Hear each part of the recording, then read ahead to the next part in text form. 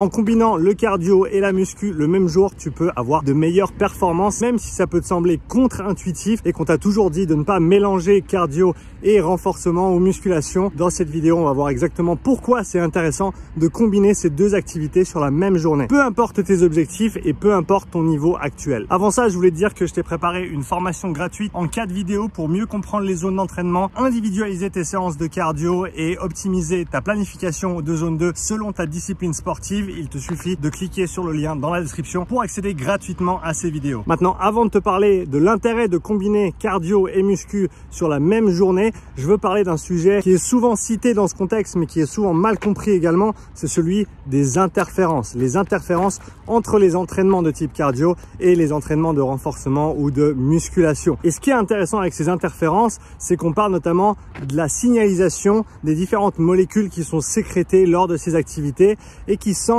aller dans des directions opposées. Pour ceux qui veulent le langage technique, vous pouvez chercher le terme mTOR, M-T-O-R, qui est une des molécules de signalisation principales quand on parle de développement de masse musculaire. Et on a l'AMPK, qui est une autre molécule qui, elle, est plutôt sécrétée dans un contexte de développement de l'endurance. Et donc, de prime abord, ces deux voies de signalisation, elles ne fonctionnent pas nécessairement ensemble, elles sont opposées. Et si tu en utilises une, tu vas nécessairement impacter négativement l'autre voie de signalisation, d'où la croyance populaire que le cardio et le renfort ou la muscu ne font pas bon ménage parce qu'on va interférer au niveau des adaptations. Ce qu'on retrouve dans la recherche, c'est que au niveau moléculaire, c'est vrai que ces voies de signalisation ne fonctionnent pas très bien ensemble. Cela dit, au niveau global de l'entraînement, ces distinctions sont beaucoup moins claires et ce qu'on sait de toute manière, c'est que plus tu t'entraînes et meilleur tu vas devenir et que donc, pourquoi choisir entre l'un et l'autre? Il faut du cardio, il faut du muscle également et de la force. Donc, on va travailler les deux pour avoir les meilleurs résultats de manière globale. Maintenant, pourquoi est-ce qu'on combinerait cardio et renfo sur la même journée pour de meilleurs résultats? Ça peut sembler contre-intuitif, mais c'est plutôt clair, surtout au niveau de la récupération et je vais t'expliquer comment. Parce que d'habitude, quand on essaye d'optimiser sa planification d'entraînement, la première chose qu'on va faire, c'est étaler les séances sur la semaine pour ne jamais sacrifier quoi que ce soit et essayer de tirer le meilleur de chaque séance un petit peu chaque jour. Et de prime abord, ça peut sembler comme une bonne stratégie, quelque chose d'intelligent à faire, de répartir ses intensités sur la semaine. Le problème, c'est quand tu commences à avoir plus de 3 séances d'intensité dans la semaine et que tu es obligé d'alterner un jour une séance de renfo, un jour une séance de cardio qui sont demandantes. Mais au final, si tu continues comme ça et que tu dois maintenant organiser 4, 5, 6 séances d'intensité dans la semaine pour ceux qui s'entraînent plusieurs fois par jour, eh ben, on se retrouve à ne plus avoir assez de jours dans la semaine pour bien récupérer. Et c'est dans ce contexte-là qu'on va vouloir combiner son cardio et sa muscu sur la même journée